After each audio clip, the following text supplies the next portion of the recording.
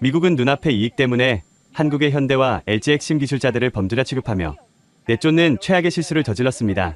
이에 격분한 한국은 전례 없는 투자 철수와 공장의 제3국 이전이라는 충격적인 카드를 꺼내들었죠. 동맹의 배신으로 미국의 심장이 멈추려던 바로 그 순간, 이 모든 것을 지켜보던 옆 나라 캐나다가 아무도 몰래 한국과의 비밀 협상 테이블에 앉게 됐는데요. 지금부터 그 충격적인 이야기를 들려드리겠습니다. 그날은 제 인생을, 아니 캐나다의 미래를 통째로 바꿔놓을 운명이었습니다. 하지만 그날 아침까지만 해도 저는 그저 오타와 재무부의 평범한 경제 분석가 중 한 명이었을 뿐이었죠. 책상 위에는 밤새 씨름했던 미국과의 연목제 관세 분쟁 보고서가 켜져 있었고, 새벽에 사온 커피는 이미 차갑게 식어 있었습니다. 창밖은 이제 막 아침을 시작하는 도시의 분주함으로 가득했지만 제 사무실 공간만큼은 어젯밤의 피로가 가시지 않은 채 고요했어요. 평소와 다를 것 없는 지극히 평범한 하루의 시작이었습니다. 사무실 동료인 마크가 넉살 좋은 웃음을 지으며 제 칸막이 너머로 고개를 불쑥 내밀었죠. 그는 언제나처럼 유쾌했어요. 이선, 아직도 어젯밤에 퇴근 안 한 사람 같은 얼굴이군. 설마 밤새 저 지긋지긋한 관세 보고서랑 씨름한 건 아니겠지? 좋은 아침입니다, 마크. 불행히도 정답이네요. 덕분에 꿈속에서 트럼프 전 대통령이랑 악수까지 했어요. 제 농담에 마크는 큰 소리로 웃으며 자기 자리로 향했습니다. 이봐. 그건 악몽이지. 아무튼 자네 생각은 어떤가? 이번 관세 분쟁, 우리 쪽이 이길 수 있을 것 같아? 저는 굳은 어깨를 주무르며 대답했어요. 글쎄요, 마크. 이긴다 해도 상처뿐인 승리가 되겠죠. 요즘 미국은 이기든 지든 상관없이 자기들 마음대로 규칙을 바꾸는 선수 같으니까요. 예전의 신사적인 미국이 아니란 말입니다. 제 대답에 마크는 그거 정확하네라며 어깨를 으쓱하고는 서류 더미에 얼굴을 묻었습니다. 그때까지만 해도 저희의 가장 큰 골칫거리는 바로 그 미국과의 무역 분쟁, 그것 하나뿐이었습니다. 하지만 잠시 후 사무실 한쪽 벽에 걸린 대형 TV 화면이 긴급 속보를 알리는 요란한 신호음과 함께 번쩍이기 시작했어요. 화면에는 브레이킹 뉴스라는 붉은 자막이 마치 경고등처럼 깜빡이고 있었죠. 모두의 시선이 자연스럽게 TV로 향했습니다. 수화를 떨던 동료들도 서류를 넘기던 손길도 모두 순간 정지 상태가 되었어요. 화면에 나타난 곳은 미국 조지아주의 어느 평화로워 보이는 공장 앞이었습니다. 하지만 그 평화는 곧 깨졌습니다. 날카로운 사이렌 소리가 고막을 찢을듯 울리더니 육중한 방탄 차량들이 먼지를 일으키며 공장 입구를 순식간에 막아서더군요. 차량에서는 검은색 방탄조끼에 IC라는 흰 글씨를 새긴 요원들이 마치 쏟아져 나오듯 내렸습니다. 위 이민세관 속국, 그들이었어요. 현장의 카메라는 정신없이 흔들렸고 터져나오는 고함과 비명 소리는 사무실의 정적을 무참히 깨뜨렸습니다. 요원들은 마치 군사작전을 펼치듯 일사불란하게 공장 내부로 진입했어요. 사무실은 순간 얼어붙었습니다. 모두가 숨을 죽이고 화면을 지켜봤죠. 한 동료가 나지막이 중얼거렸습니다. 세상에, 저게 무슨 일이야? 테러라도 발생한 건가? 잠시 후 공장 안에서부터 사람들이 거칠게 끌려 나오기 시작했습니다. 대부분은 작업복을 입은 현장 노동자들이었지만 그들 사이에 유독 눈에 띄는 사람들이 섞여 있었어요. 말끔한 비즈니스 복장에 당혹감과 분노가 뒤섞인 표정을 한 동양인들이었습니다. 그들은 무언가 영어로 된 서류를 흔들며 격렬하게 항의했지만 IC 요원들은 들은 척도 하지 않았죠. 오히려 그들의 팔을 뒤로 꺾고 거친 손길로 플라스틱 수갑을 채우는 모습이 화면에 크게 잡혔습니다. 앵커의 목소리가 다급하게 흘러나왔습니다. 이 이민세관 단속국이 조지아주에 위치한 현대자동차의 핵심 부품 공급업체에 대규모 단속작전을 펼치고 있습니다.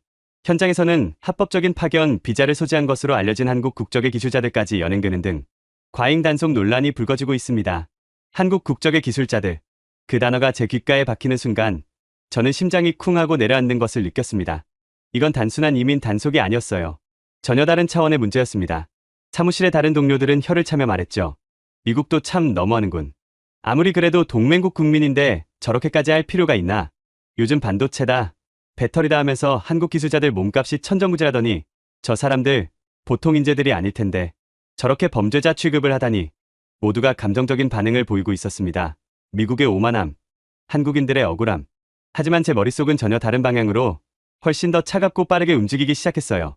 저는 커피잔을 든 채 그대로 제 자리로 돌아와 모니터를 켰습니다. 모두가 TV를 보며 분노하고 있을 때 저는 데이터를 보기 시작했죠. 이건 감정적으로 분노할 일이 아니라 냉철하게 분석해야 할 사건이었으니까요. 이건 하나의 거대한 신호, 시그널이었던 겁니다. 가장 먼저 확인한 것은 뉴욕 증권거래소의 개장 전 시간을 거래 현황이었습니다. 아니나 다를까 뉴스에 언급된 조지아주 부품 공급업체는 물론 현대차와 연관된 다른 부품 회사들의 주가가 요동치고 있더군요. 아주 미세한 움직임이었지만 월가의 상어들은 이미 피 냄새를 맡고 움직이기 시작한 겁니다. 저는 마우스 휠을 빠르게 돌려 더 깊은 데이터를 파고들었습니다. 미국 내 한국 기업들의 총 투자액, 그리고 그 기업들이 고용하고 있는 미국인의 수, 연관된 협력업체의 개수. 화면에 펼쳐진 숫자들은 거대한 거미줄처럼 얽히고 설켜 조지아주뿐만 아니라 엘라베마, 텍사스, 캘리포니아까지 미국 전역으로 뻗어나가고 있었어요. 자동차 한 대를 만드는 데 필요한 부품이 수만 개라고 하죠. 그중 단 하나라도 멈추면 거대한 공장 전체가 멈추는 것과 같은 이치였습니다. 지금 미국 정부는 스스로 그 부품 하나를 망가뜨리고 있는 셈이었어요. 그것도 가장 중요하고 대체하기 어려운 두뇌에 해당하는 부품을 말입니다. 잠시 후 워싱턴에서 백악관 브리핑이 시작되었습니다. 단상에 선 인물은 국가경제위원회의 실세로 불리는 제이크 설리번 보좌관이었죠.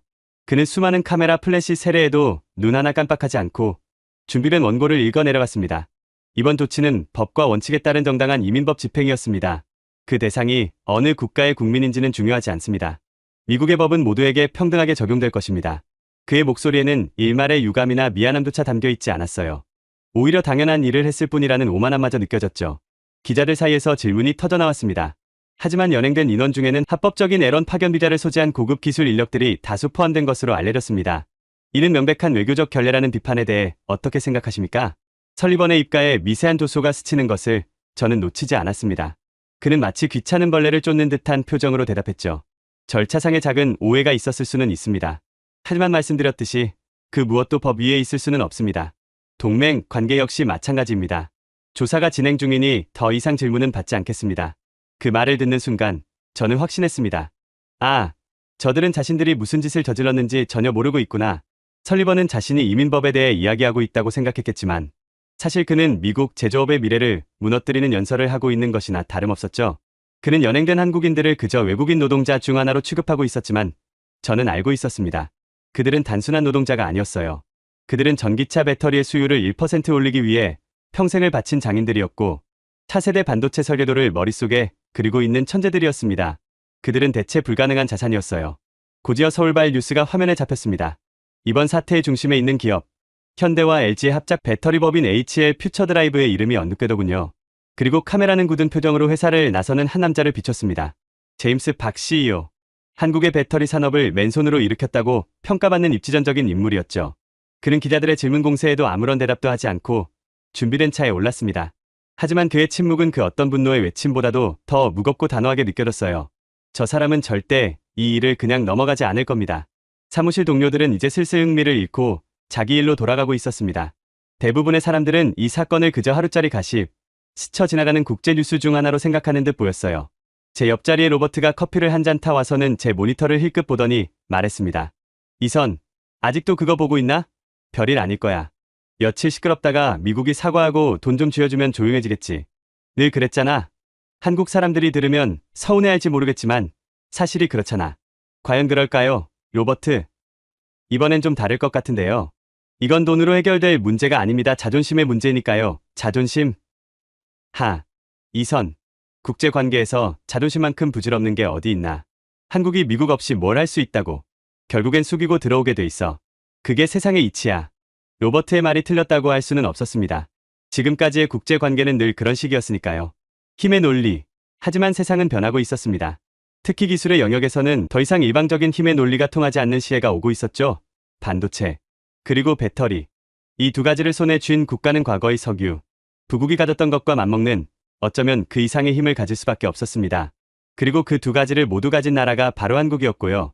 저는 로버트에게 더 이상 대답하지 않았습니다. 그를 설득할 필요도 이유도 없었으니까요. 대신 캐나다와 미국 사이의 무역 분쟁 데이터를 화면 한쪽에 띄우고 다른 한쪽에는 한국과 미국의 투자 관계 데이터를 나란히 띄웠습니다. 그리고 마지막으로 전 세계 전기차 배터리 공급망 지도를 펼쳤죠. 세 개의 창에 떠있는 데이터와 지도들이 제 머릿속에서 하나의 거대한 그림으로 맞춰지기 시작했습니다. 미국은 지금 우리 캐나다와도 껄끄러운 관계를 이어가고 있었어요. 자국 우선주의를 내세우며 동맹국들에게까지 무역 장벽을 쌓고 있었죠.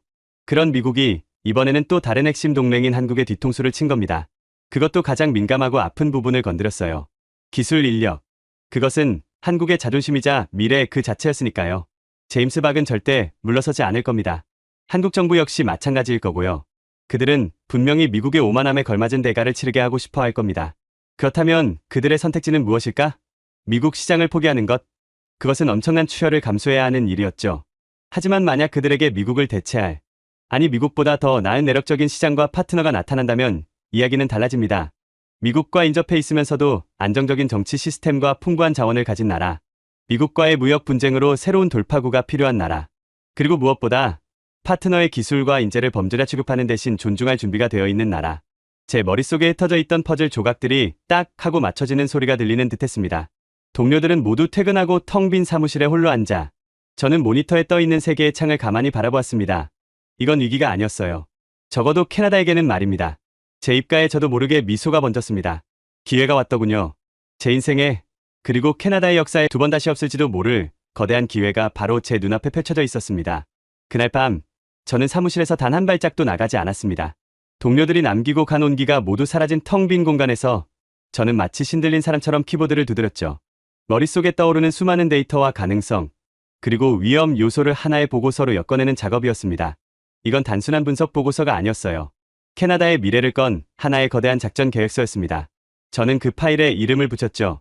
프로젝트 K. 여기서 K는 물론 코리아를 의미했지만 저에게는 키스톤이라는 의의도 있었습니다. 건물의 아치를 지탱하는 가장 중요한 쐐기돌처럼 이 프로젝트가 캐나다의 미래 산업이라는 거대한 아치를 받쳐줄 핵심이 될 것이라 믿었으니까요. 보고서의 내용은 명확했습니다.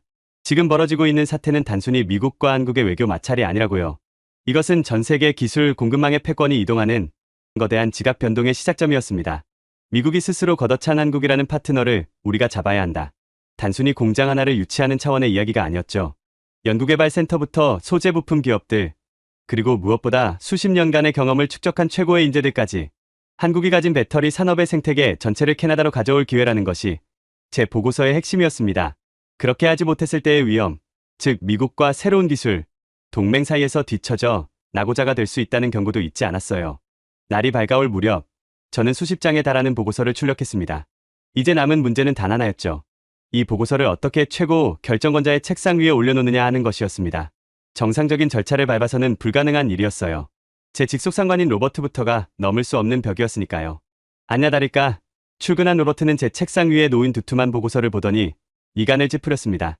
이선, 이게 다 뭔가? 설마 밤새 이 쓸데없는 일에 매달린 건 아니겠지? 팀장님, 쓸데없는 일이 아닙니다.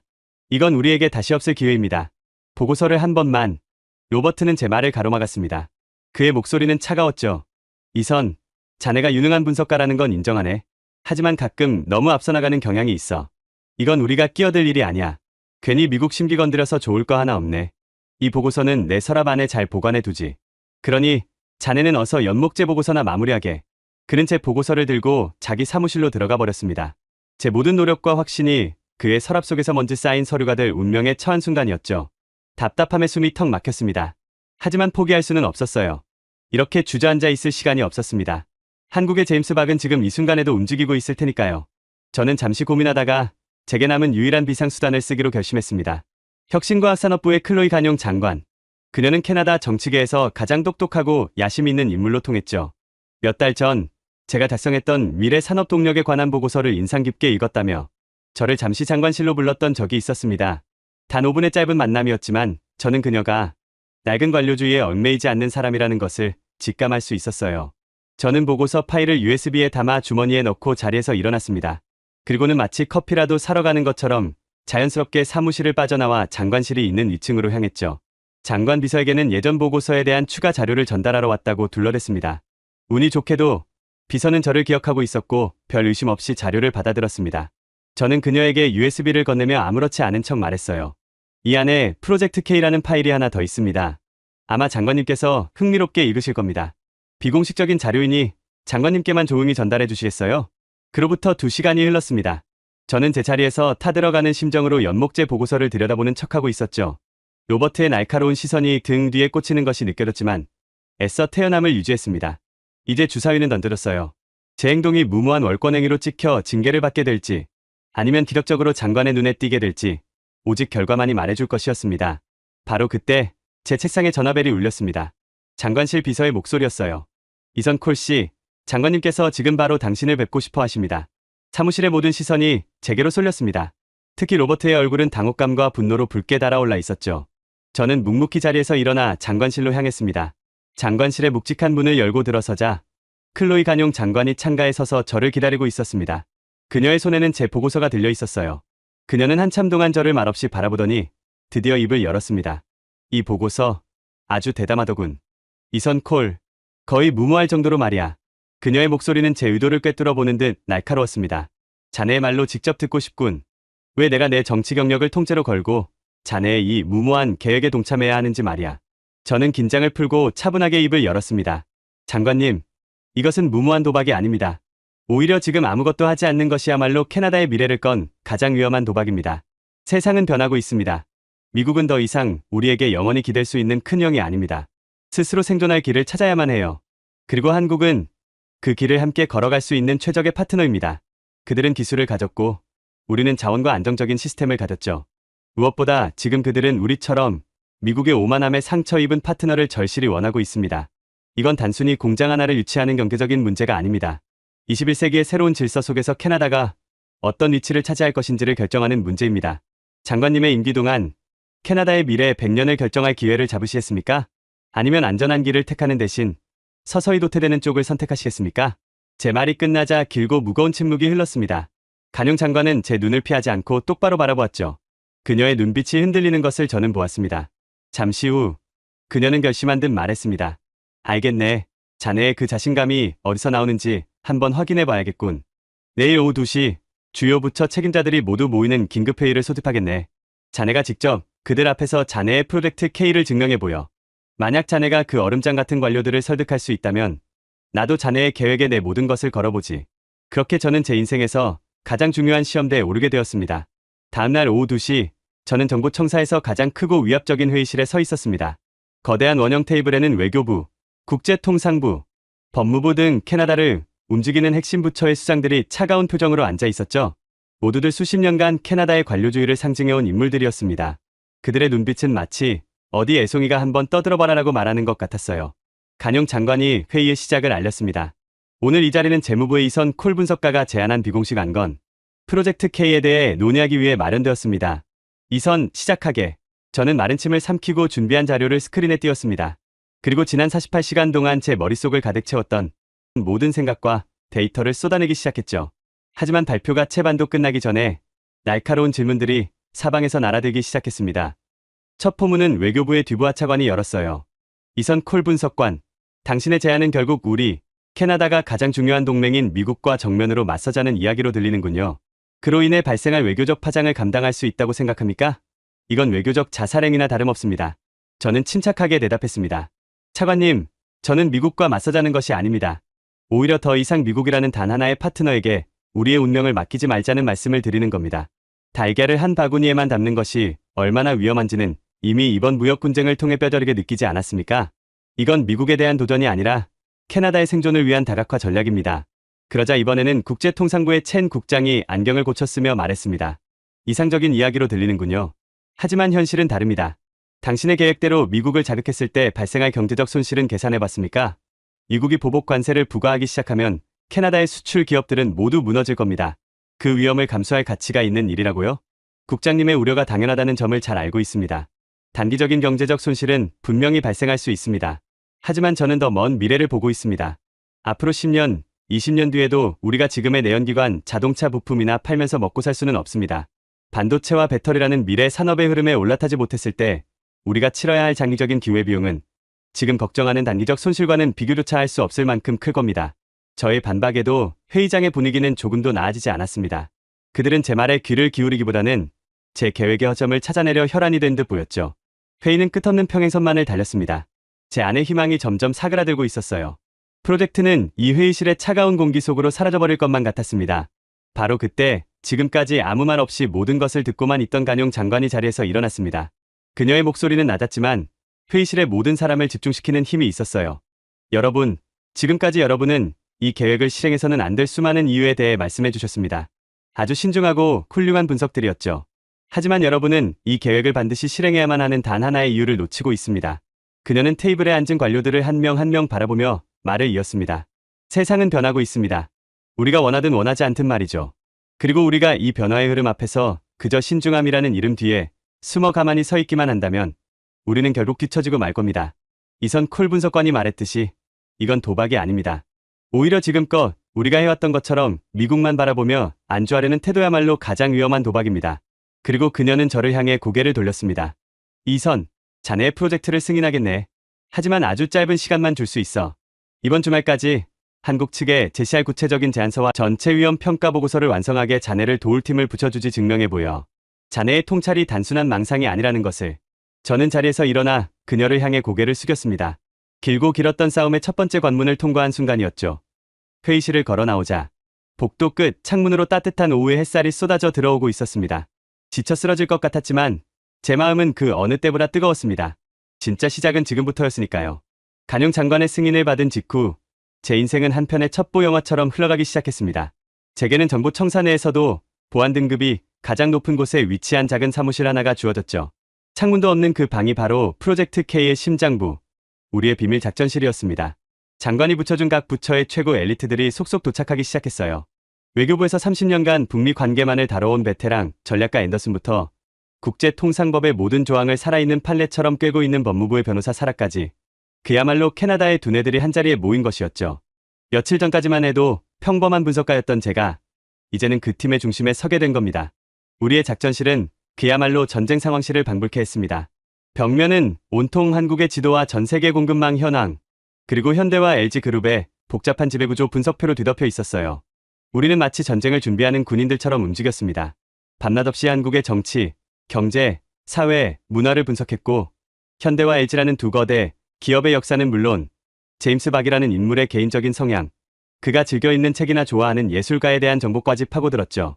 팀원 중 한 명이었던 심리학 박사 출신의 프로파일러 줄리앙은 제임스 박의 사진 수십 장을 벽에 붙여놓고 말했습니다. 보세요, 이선. 그의 웃는 사진은 단 한 장도 진심으로 웃고 있지 않아요. 그는 철저하게 감정을 통제하는 사람입니다. 감성적인 접근은 통하지 않을 겁니다. 우리가 보여줘야 할 것은 감정이 아니라 그의 이성과 계산을 뛰어넘는 압도적인 확신입니다. 우리가 제시할 제안서의 모든 단어와 문장은 수십 번의 토론과 수정을 거쳤습니다. 상대는 세계 최고의 기업가 중 한 명이었어요. 어설픈 제안은 그의 시간만 낭비하게 할 뿐 마음을 움직일 수는 없을 것이 분명했습니다. 모든 것이 완벽해야만 했죠. 그렇게 며칠이 흘렀을 때였습니다. 모두가 지쳐갈 무렵 제 컴퓨터로 붉은색 경고 표시와 함께 한 통의 이메일이 도착했습니다. 서울에 있는 캐나다 대사관 정보과에서 보낸 긴급 첩보 보고였어요. 저는 떨리는 손으로 파일을 열었습니다. 작전실의 모든 소음이 순간 멎고 모두의 시선이 제 모니터로 향했죠. 보고서의 내용은 충격적이었습니다. HL 퓨처 드라이브의 고위급 임원들이 급비리에 러시아 블라디보스토크를 방문했다는 내용이었죠. 그들은 단순한 시찰이 아니라 러시아 정부 관계자들과 만나 항만 사용권, 법인 세우시면 감면, 심지어 공장 부지 무상 제공과 북극 항로 이용권에 대한 구체적인 협상을 진행했다는 것이었습니다. 제임스 박이 제3국 이전이라는 카드를 꺼내 든 것이 단순한 협박이 아니라 이미 실행에 옮기고 있는 플랜 B였다는 사실이 확인된 순간이었어요. 등골이 서늘해졌습니다. 작전실의 공기가 얼음장처럼 차가워졌어요. 앤더슨이 나지막이 말했죠. 젠장, 우리가 생각했던 것보다 상황이 훨씬 빠르게 돌아가고 있었군. 러시아라니 그들은 우리처럼 복잡한 절차나 법률 따위는 신경도 안 쓸 텐데. 저는 보고서를 들고 곧장 장관실로 뛰어 올라갔습니다. 보고서를 읽어내려가는 간용 장관의 표정이 순식간에 굳어지는 것을 볼 수 있었죠. 그녀는 잠시 창밖의 오타와 전경을 바라보며 생각에 잠기더니 이내 결심한 듯 단호한 목소리로 말했습니다. 러시아라 박 회장이 그 정도로 단호한 인물일 줄은 알았지만 이렇게 빨리 그리고 이렇게 과감하게 움직일 줄은 몰랐군. 이건 우리에게 보내는 명백한 경고야. 너희 말고도 대안은 얼마든지 있다는. 그녀는 잠시 숨을 고르더니 저를 똑바로 쳐다보며 말했습니다. 이선, 이제 더 이상 머뭇거릴 시간이 없네. 지금 당장 움직여야 해. 플랜 B는 없다. 무조건 성공시켜야만 해. 간용 장관은 그 자리에서 직접 수화기를 들었습니다. 그녀의 목소리는 빠르고 단호했죠. 데이비드, 클로이 1세. 그래, 나야. 지금 어디인가? 제네바. 당장 모든 일정을 취소하게. 자네가 지금 당장 필요해.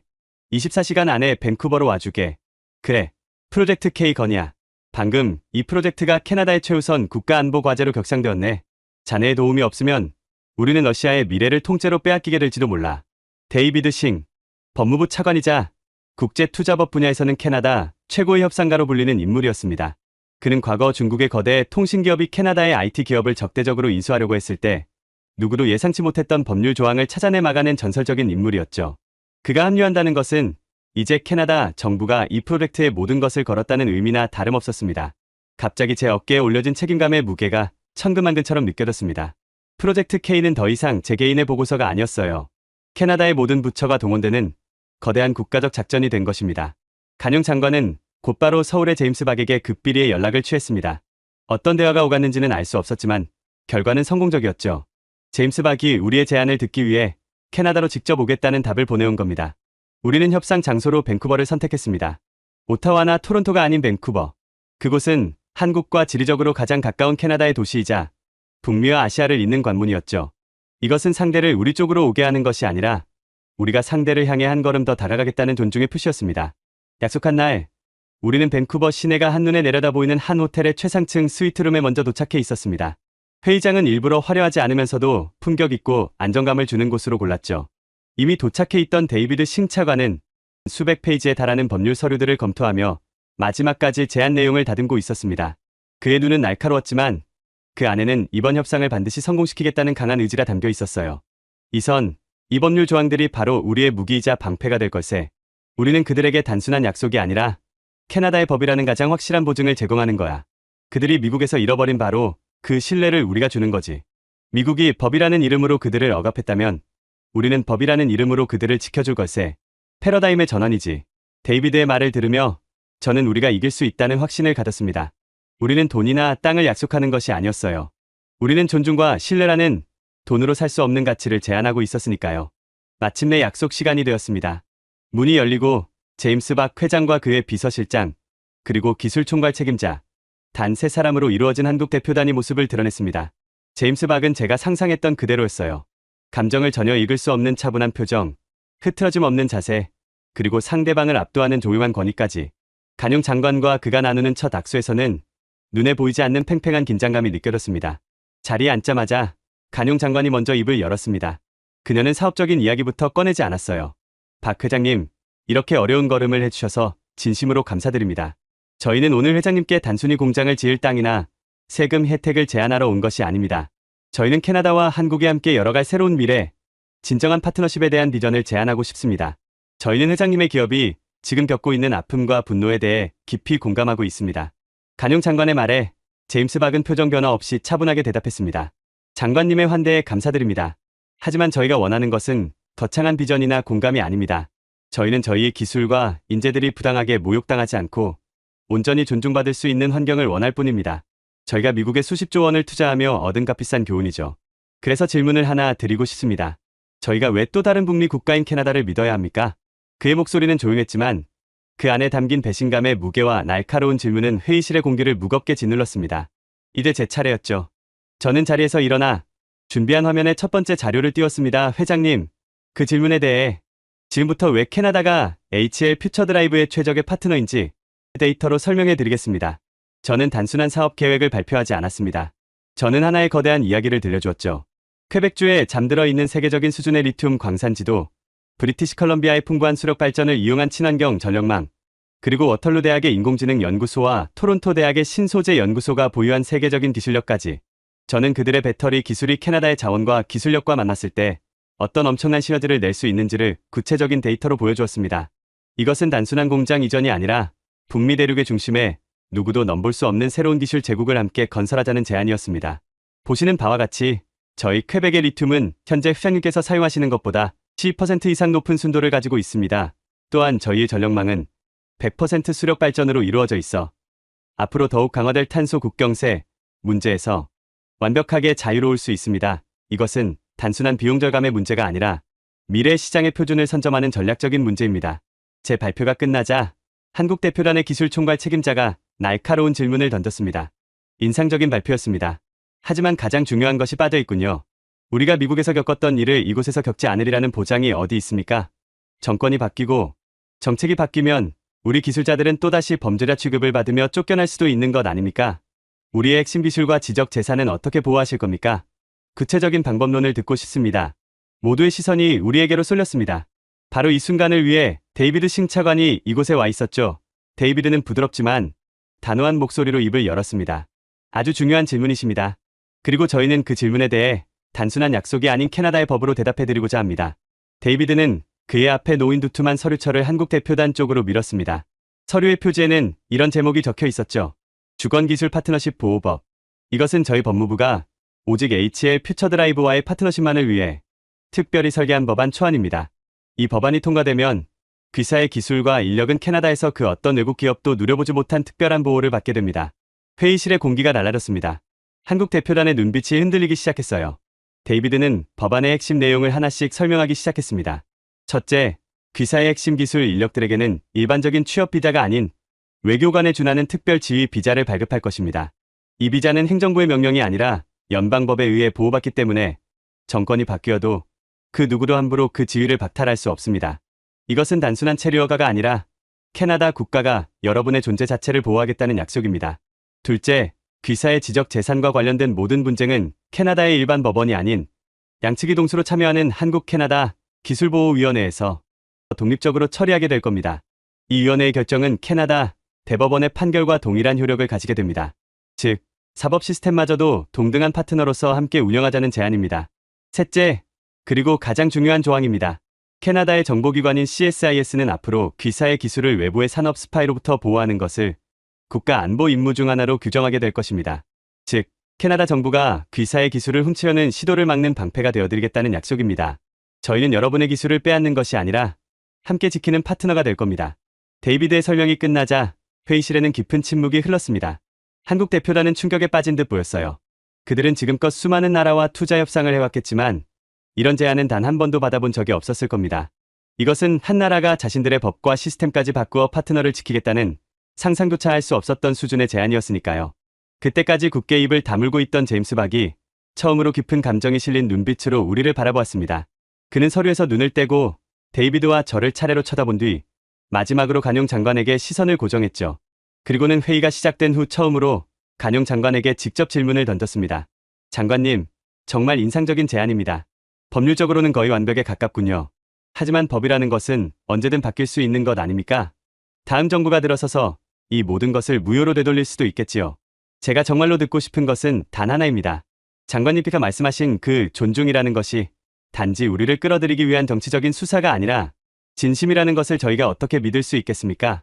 저희는 이미 국가의 약속이라는 것이 얼마나 쉽게 변질될 수 있는지를 경험했습니다. 모든 시선이 간용 장관에게 쏠렸습니다. 이제 그 어떤 데이터나 법률 조항보다도 더 중요한 진심을 증명해야 하는 순간이었죠. 간용 장관은 잠시 숨을 고르더니 부드럽지만 강한 목소리로 대답했습니다. 박 회장님, 제 아버지는 50년 전 아무것도 가진 것 없이 낡은 가방 하나만 들고 이 땅에 오신 이민자였습니다. 아버지는 평생을 공장에서 일하셨죠. 아버지는 늘 제게 말씀하셨습니다. 클로이, 이 나라는 나 같은 이방인에게도 기회를 주었다. 하지만 더 고마운 것은 아무도 나를 이방인 취급하지 않았다는 것이다. 그들은 나를 그저 함께 일하는 동료로, 아이들의 친구 아버지로, 그리고 캐나다의 미래를 함께 만들어가는 이웃으로 존중해 주었다. 라고요. 그녀는 제임스 박의 눈을 똑바로 바라보며 말을 이었습니다. 회장님의 뛰어난 기술자들은 이곳 캐나다에서 결코 외국인 노동자로 불리지 않을 겁니다. 그들은 우리의 미래를 함께 만들어갈 소중한 파트너이자 우리의 아이들과 같은 학교에 다니게 될 이웃으로 환영받을 것입니다. 이것은 그 어떤 법률에도 적을 수 없는 약속이지만 제가 캐나다의 장관으로서 그리고 한 명의 이민자의 딸로서 드릴 수 있는 가장 중요한 약속입니다. 간용 장관의 진심 어린 말에 제임스 박의 얼음 같던 표정이 아주 미세하게 하지만 분명하게 부드러워지는 것을 저는 보았습니다. 그는 천천히 자리에서 일어났습니다. 장관님, 그리고 캐나다 대표단 여러분, 저희에게 아주 많은 생각할 거리를 주셨습니다. 이 제안을 검토할 시간이 필요합니다. 스문의 시간 안에 저희의 최종 답변을 드리겠습니다. 그는 정중하게 고개를 숙여 인사한 뒤 그의 팀과 함께 조용히 회의실을 나갔습니다. 문이 닫히자 우리 팀 캐나다는 누가 먼저랄 것도 없이 깊은 숨을 내쉬었습니다. 온몸에 긴장이 풀리면서 피로가 몰려왔지만 그와 동시에 가슴 벅찬 희망이 솟아올랐죠. 우리는 우리가 할 수 있는 모든 것을 보여주었습니다. 이제 남은 것은 그의 마지막 선택을 기다리는 것뿐이었습니다. 그 24시간은 아마 제 인생에서 가장 길고도 짧은 하루가 될 것이 분명했습니다. 그 24시간은 아마 제 인생에서 가장 길고도 짧은 하루였을 겁니다. 제임스 박 회장과 그의 팀이 떠난 밴쿠버의 호텔 스위트룸은 팽팽했던 긴장감이 빠져나간 자리를 거대한 침묵이 채우고 있었죠. 우리 팀 캐나다는 누구 하나 먼저 입을 열지 않았습니다. 그저 창밖으로 펼쳐진 태평양의 수평선을 말없이 바라볼 뿐이었어요.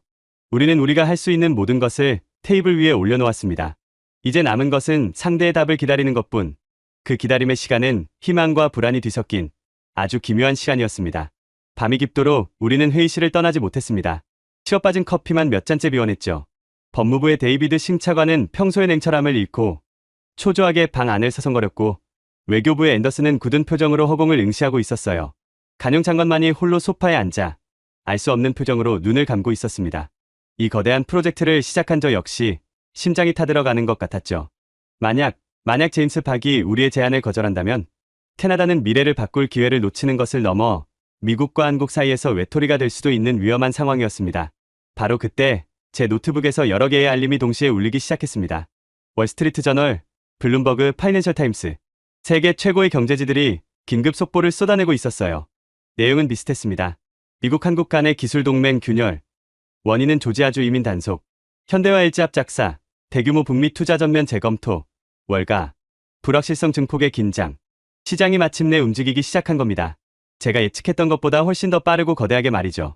며칠 전까지만 해도 단순한 이민 단속 뉴스로 치부했던 언론들이 이제야 사태의 본질을 깨닫고 그 파급 효과를 분석하기 시작한 거예요.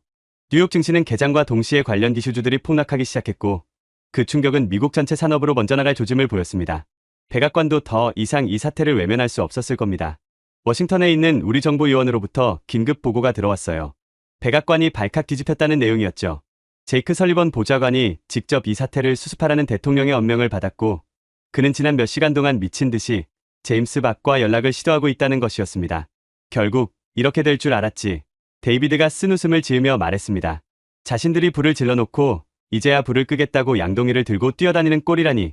간용 장관이 감았던 눈을 천천히 떴습니다. 그녀의 눈빛은 그 어느 때보다도 차갑고 단호했죠. 아니, 데이비드.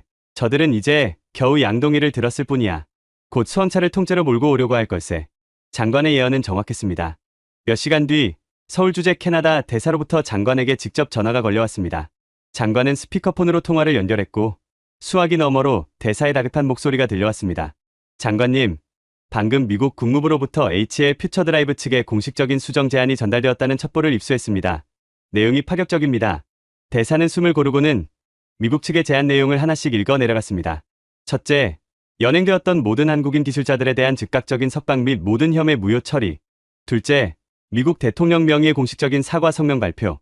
셋째, 기존에 약속했던 보조금의 2배에 달하는 약 200억 달러 규모의 추가 세금 감면 혜택 제공. 넷째, 향후 10년간 한국 기술 인력에 대한 비자 심사 절차를 완전히 면제하는 패스트트랙 도입까지. 회의실 안에 모두가 말을 잃었습니다. 이것은 단순한 수정 제안이 아니었어요. 사실상의 항복 선언이었습니다. 미국이 자존심을 모두 버리고 내놓을 수 있는 거의 모든 것을 내놓은 셈이었죠. 외교부의 앤더슨이 불안한 목소리로 말했습니다. 이 정도 조건이라면 제임스 박도 흔들릴 수밖에 없지 않을까요? 대통령의 공식 사과에 200억 달러라니. 우리가 제시한 카드로는 이길 수 없는 싸움입니다. 팀원들 사이에서 동요가 일기 시작했습니다. 맞는 말이었어요. 우리는 돈이 아닌 명분과 신뢰를 제안했지만 저렇게 압도적인 규모의 현실적인 이익 앞에서 우리의 제안이 얼마나 힘을 가질 수 있을지는 미지수였습니다. 하지만 간용 장관과 저는 흔들리지 않았습니다. 저는 단호하게 말했죠. 아닙니다. 제임스 박은 돈 때문에 움직이는 사람이 아닙니다. 만약 그랬다면 애초에 러시아와 협상할 이유도 없었겠죠. 그는 지금 돈이 아니라 존중을, 사과가 아니라 신뢰를 저울질하고 있는 겁니다. 그리고 미국은 바로 그 신뢰를 이미 잃었습니다. 간용 장관이 제 말을 받았습니다. 이선의 말이 맞아. 깨진 유리잔은 다시 붙일 수 없는 법이지. 미국은 지금 깨진 유리 조각들을 금으로 붙여주겠다고 말하고 있지만 그것은 더 이상 원래의 잔이 될 수 없어. 우리는 그에게 깨지지 않는 새로운 잔을 제안한 것이고 마침내 약속했던 스문의 시간이 거의 다 되어갈 무렵이었습니다. 제임스 박의 비서실로부터 한 통의 짧은 이메일이 도착했습니다. 내용은 단 2줄이었죠. 1시간 뒤 어제와 같은 장소에서 최종 답변을 드리고자 합니다. 회의실의 공기는 다시 팽팽한 긴장감으로 가득 찼습니다. 우리는 모두 운매무새를 가다듬고 마지막 결전의 장소로 향했죠. 1시간 뒤 어제와 똑같은 모습의 제임스 박이 우리 앞에 앉았습니다. 그는 어제와 마찬가지로 감정을 읽을 수 없는 표정이었지만 저는 그의 눈빛 깊은 곳에서 밤새 계속되었을 치열한 고민의 흔적을 읽을 수 있었습니다. 그는 자리에 앉자마자 바로 본론을 꺼냈습니다. 장관님, 그리고 캐나다 대표단 여러분. 어젯밤 저희는 잠 못 이루는 밤을 보냈습니다. 그리고 오늘 아침 워싱턴으로부터 아주 관대한 제안을 받았습니다. 그가 관대한이라는 단어를 강조해서 말하는 순간 우리 팀원들의 얼굴이 살짝 굳어지는 것을 느꼈습니다. 그는 잠시 말을 멈추고 우리 한 명 한 명의 얼굴을 천천히 훑어보았죠. 마치 우리의 마지막 진심을 시험이라도 하려는 듯이 말입니다. 그들은 저희에게 엄청난 돈과 대통령의 사과를 약속했습니다. 저희가 입은 물질적, 정신적 피해를 보상하고도 남을 만큼의 제안이었죠. 그는 다시 한번 말을 끊었습니다. 그 짧은 침묵의 순간이 영원처럼 느껴졌습니다. 하지만 저희 경영진은 밤샘 토론 끝에 한 가지 결론에 도달했습니다. 돈으로 신뢰를 살 수는 없다는 것을요. 사과로 깨진 자존심을 되돌릴 수도 없다는 것을 말입니다. 그들은 저희에게 과거에 대한 보상을 제안했지만 장관님과 캐나다 대표단은 저희에게 존중을 바탕으로 한 미래를 제안해 주셨습니다. 그는 마침내 우리를 향해 고개를 들고 그동안 단 한 번도 보여주지 않았던 희미한 미소를 지으며 말했습니다. 저희는 미래를 선택하기로 결정했습니다. 저희 HL 퓨처 드라이브는 캐나다와 함께 가겠습니다. 그 말이 끝나는 순간 회의실 안의 모든 공기가 터져나가는 듯한 거대한 안도감이 우리를 덮쳤습니다. 간용 장관은 자리에서 일어나 제임스 박에게 다가가 그의 손을 굳게 잡았죠. 저 역시 온몸에 힘이 풀리면서 의자에 깊숙이 몸을 기댔습니다. 우리는 마침내 불가능해 보였던 싸움에서 승리한 것입니다. 하지만 우리의 진짜 마지막 한 수는 아직 남아 있었습니다. 이것은 단순한 비즈니스 계약이 아니었어요. 이것은 국제 질서에 보내는 하나의 강력한 메시지여야만 했습니다. 며칠 뒤 우리는 오타와의 국립 프레스 센터에 서 있었습니다. 한국 캐나다 미래 기술 동맹의 공식 발표를 위한 공동 기자회견장이었죠. 전 세계의 거의 모든 주요 언론사들이 모여들어 기자회견장은 발 디딜 틈 없이 붐볐습니다. 특히 CNN, 뉴욕타임스 같은 미국 언론사 기자들의 눈빛은 유독 날카로웠어요. 저는 기자회견장 뒤편의 작은 통제실에서 이 모든 상황을 지켜보고 있었습니다. 제 앞에 노트북 화면에는 제가 지난 며칠간 밤을 새워 완성한 마지막 보고서 파일이 열려 있었죠. 이것이 바로 우리의 마지막 무기, 제이크 설리번과 백악관의 심장에 정확히 꽂아 넣을 비수였습니다. 잠시 후 간용 장관과 제임스 박이 단상에 올랐습니다. 수많은 카메라 플래시가 터졌죠. 두 사람은 차분하게 양국의 파트너십이 가지는 역사적인 의미와 미래의 비전에 대해 연설했습니다. 그리고 마침내 역사적인 협약서에 서명을 하기 시작했어요. 바로 그 순간이었습니다. 저는 통제실의 통신 담당자에게 고갯짓으로 신호를 보냈습니다. 그녀는 준비하고 있었다는 듯 엔터키를 눌렀죠. 그와 동시에 제 이름으로 작성된 보고서 신뢰의 제국 미국은 어떻게 최고의 파트너를 잃었으며 캐나다는 왜 승리했는가라는 제목의 파일이 전 세계 주요 언론사와 싱크탱크 그리고 각국 정부의 이메일로 전송되었습니다. 동시에 온라인 사이트를 통해서도 전문이 공개되었죠. 기자회견장에서 협약서의 서명이 끝나고 간용 장관과 제임스 박이 악수를 나누는 바로 그 순간이었습니다. 기자들 사이에서 웅성거림이 시작되더군요. 모두의 휴대폰에 방금 공개된 제 보고서 링크가 뜨기 시작한 겁니다. 같은 시각 워싱턴 백악관의 브리핑 룸. 제이크 설리번은 애써 태연한 표정으로 캐나다와 한국의 발표를 평가절하하고 있었습니다. 양국의 결정을 존중하지만 미국과의 관계에 큰 영향은 없을 것으로. 하지만 그의 말이 채 끝나기도 전에 기자들 사이에서 분위기가 급변하기 시작했습니다. 기자들은 더 이상 설리번의 말을 듣지 않았어요. 모두 자신의 휴대폰 화면에 뜬 제 보고서를 읽느라 정신이 없었죠. 저는 통제실의 화면을 통해 제 보고서의 핵심 문구들이 전 세계 뉴스 채널의 자막으로 떠오르는 것을 지켜보았습니다. 미국은 한국의 기술자들을 대체 가능한 부품으로 취급하는 치명적인 실수를 저질렀다. 그들은 21세기의 가장 중요한 자원이 석유나 달러가 아닌 인간의 천재성과 그것을 키워내는 신뢰라는 사실을 망각했다. 이번 사태는 예견된 참사이자 스스로 자초한 재앙이었다. 백악관 브리핑 룸의 한 기자가 마침내 손을 번쩍 들고 일어섰습니다. 그의 목소리는 분노와 흥분이 뒤섞여 있었죠. 설리번 보좌관님, 방금 캐나다 재무부의 이선 콜이라는 분석가의 보고서가 공개되었습니다. 이 보고서는 이번 사태의 모든 책임이 백악관의 오판과 단기적인 이익에 눈이 먼 정책 때문이라고 지적하고 있습니다. 특히 보고서의 결론 부분에 언급된 이번 사태는 예방 가능했으며 스스로 자초한 파국이었다는 평가에 대해 어떻게 생각하십니까? 카메라는 일제히 단상 위에 제이크 설리번을 향했습니다. 그의 얼굴은 하얗게 질려 있었죠. 그는 무언가 말을 하려고 입을 열었지만 아무런 소리도 내지 못했습니다. 그의 오만했던 표정은 온데간데 없고 충격과 당혹감만이 남아 있었어요. 기자들의 질문이 사방에서 폭포수처럼 쏟아지기 시작했습니다. 보고서의 내용이 사실입니까? 대통령은 이 모든 사실을 알고 있었습니까? 그는 완전히 고립되었습니다.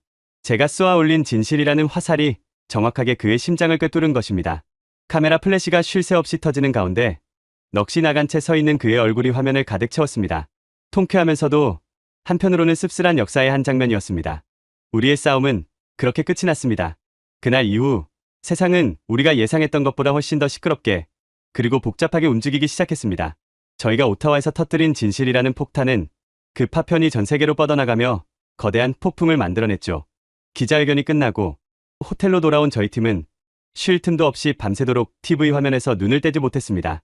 마치 저희가 만든 영화의 결말을 혹은 새로운 시대의 서막을 지켜보는 관객처럼 말입니다.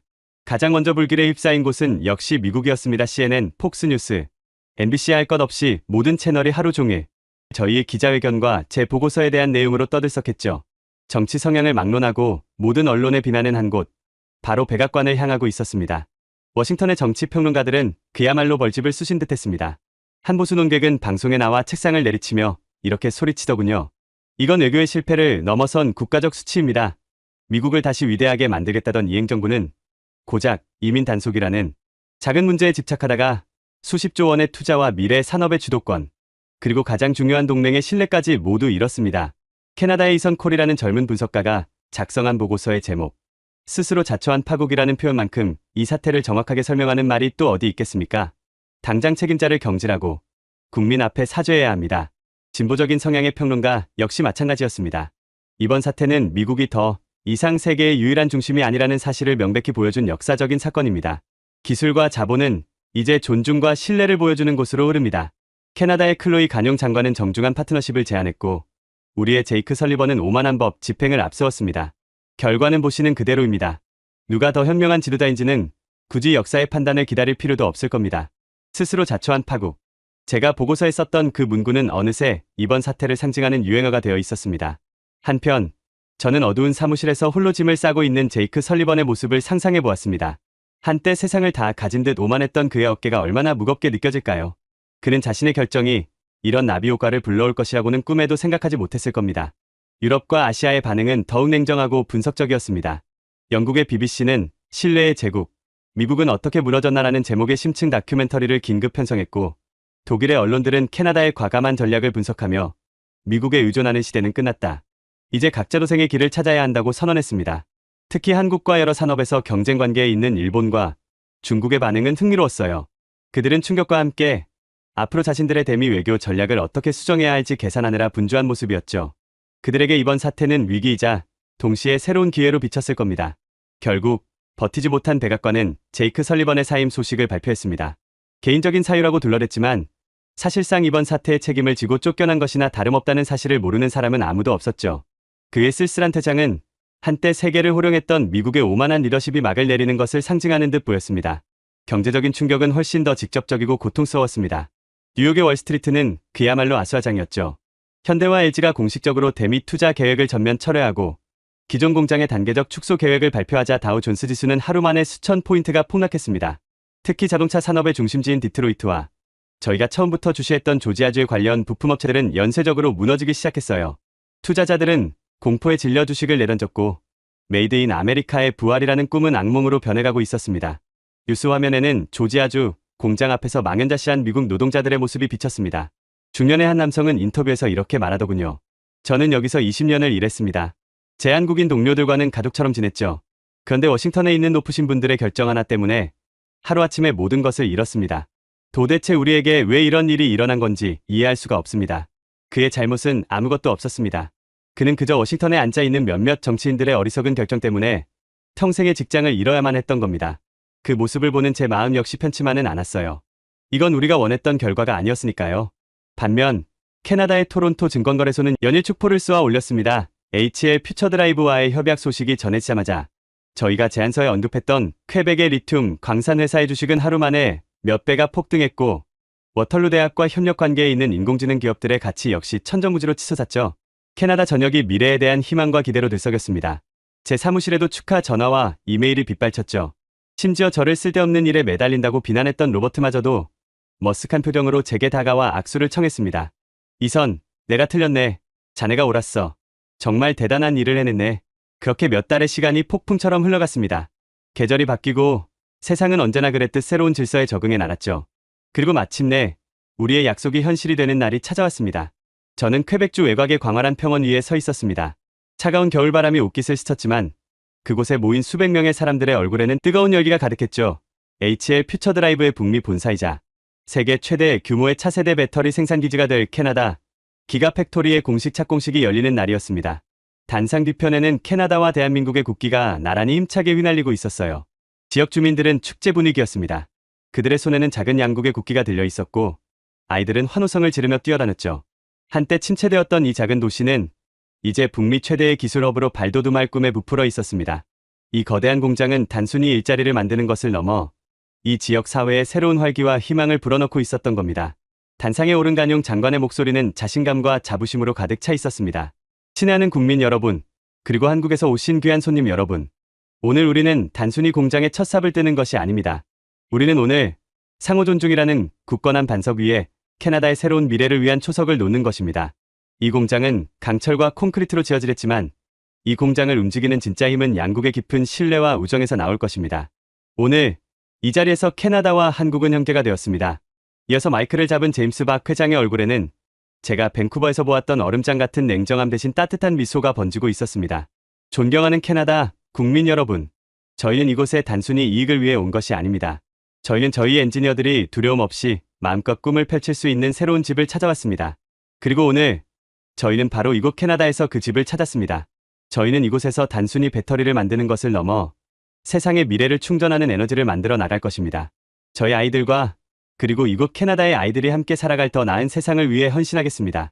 저는 단상 아래에서 그 모습을 지켜보며 벅차오르는 감정을 느꼈습니다.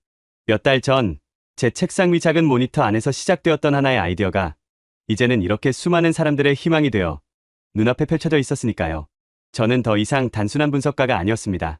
저 역시 제 조국의 역사를 새로 쓰는 이야기의 한 부분이 된 것입니다. 모든 공식 행사가 끝나고 소란스러웠던 행사장이 조금씩 조용해질 무렵이었습니다. 제임스 박 회장이 제게 조용히 다가와 말하더군요. 이선 씨, 잠시 함께 걷지 않으시겠습니까? 우리는 사람들을 벗어나 공장 부지가 한눈에 내려다 보이는 작은 언덕 위로 함께 올라갔습니다. 해질녘의 노을이 광활한 대지를 황금빛으로 물들이고 있었죠. 거대한 건설 장비들이 쉴 새 없이 움직이며 땅의 기초를 다지는 모습이 한눈에 들어왔습니다. 한참 동안 말없이 그 풍경을 바라보던 그가 나지막이 입을 열었습니다. 제 아들이 대학에서 로봇공학을 전공하고 있습니다. 얼마 전 그 녀석이 제게 그러더군요. 졸업하면 미국 실리콘밸리가 아니라 바로 이곳 캐나다 퀘벡의 공장에서 일하고 싶다고 말입니다.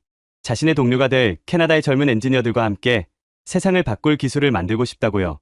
그 말을 듣는데 지난 수십 년간 제가 겪었던 모든 어려움이 눈 녹듯이 사라지는 기분이었습니다. 그의 목소리에는 깊은 감동이 실려 있었습니다. 이선 씨, 당신이 우리에게 준 것이 무엇인지 이제 알 것 같습니다. 당신은 우리에게 공장을 지을 땅을 준 것이 아닙니다. 우리 아이들에게 새로운 꿈을 꿀 수 있는 미래를 선물한 겁니다. 더 이상 강대국의 눈치를 보지 않고 동등한 파트너로서 당당하게 실력을 겨룰 수 있는 무대를 만들어준 것이죠. 저는 쑥스러운 마음에 고개를 저으며 대답했습니다. 과찬의 말씀이십니다, 회장님. 저는 그저 제가 할 일을 했을 뿐입니다. 이 모든 것을 가능하게 한 것은 새로운 길을 선택할 용기를 내주신 회장님의 결단력이었습니다. 사실 저희 내부에서도 반대가 무척 심했습니다. 저 역시 몇 번이나 포기하고 싶었고요. 그러자 그는 부드러운 미소와 함께 고개를 저었습니다. 아닙니다. 이선 씨, 이 모든 위대한 여정은 아주 작은 것에서부터 시작되었습니다. 바로 당신이 보여준 존중에서부터 말입니다. 모두가 우리를 골칫거리나 혹은 이용해야 할 대상으로 취급할 때 당신은 우리를 미래를 함께 열어갈 동등한 파트너로 존중해 주었습니다. 그 진심이 담긴 보고서의 첫 문장을 읽었을 때 저는 이미 마음속으로 결정을 내렸는지도 모릅니다. 그 진심이 없었다면 지금의 이 모든 일은 결코 일어나지 않았을 겁니다. 그는 저를 향해 손을 내밀었습니다. 앞으로 잘 부탁합니다. 우리의 진정한 파트너, 저는 그의 손을 마주 잡았습니다. 그의 손은 제가 생각했던 것보다 훨씬 더 따뜻하고 강했죠. 우리는 더 이상 아무 말도 하지 않았습니다. 그저 조용히 저물어가는 노을과 그 아래에서 새롭게 시작되는 거대한 역사의 현장을 함께 바라볼 뿐이었습니다. 문득 이런 생각이 들었습니다. 세상은 흔히 강한 힘을 가진 자가 모든 것을 얻는다고 말하죠. 하지만 어쩌면 진정한 힘은 상대를 굴복시키는 것이 아니라 상대를 진심으로 존중하는 마음에서 나오는 것인지도 모릅니다. 그리고 미래는 가장 강력한 자의 손이 아니라 가장 신뢰할 수 있는 파트너의 손에 쥐어지는 것이 아닐까요?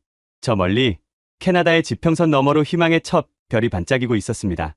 여러분, 동맹의 뒤통수를 친 미국의 오만한 선택, 그리고 그에 맞서 탈미국이라는 초강수로 응수한 대한민국의 단호한 결단, 위기 속에서 진정한 가치를 알아보고 존중이 무엇인지 보여준 캐나다의 현명한 전략까지 오늘의 이야기 어떻게 보셨나요? 어쩌면 이번 사건은 더 이상 힘의 논리가 세상을 지배하지 않는다는 것을 보여주는 강력한 증거가 아닐까요? 국가와 기업의 미래는 누가 더 많은 자본을 가졌는지가 아니라 누가 먼저 상대방에게 진심 어린 신뢰와 존중을 보여주는지에 달려있다는 평범한 진리를 말입니다. 이 영상을 널리 공유해주세요. 한편의 날카로운 보고서가 거대 권력의 오만함을 무너뜨린 것처럼 여러분의 공유 하나하나가 이 세상에 아직 존중의 가치가 살아있음을 증명하는 위대한 목소리가 될 수 있습니다. 다음에도 우리가 미처 몰랐지만 우리의 가슴을 뜨겁게 만드는 놀라운 이야기들을 가지고 다시 찾아뵙겠습니다. 감사합니다. 오늘 영상이 재밌으셨다면 구독과 좋아요 한 번씩 부탁드리고 저는 다음에 더 놀라운 이야기로 찾아오겠습니다. 지금까지 감동띵동이었습니다.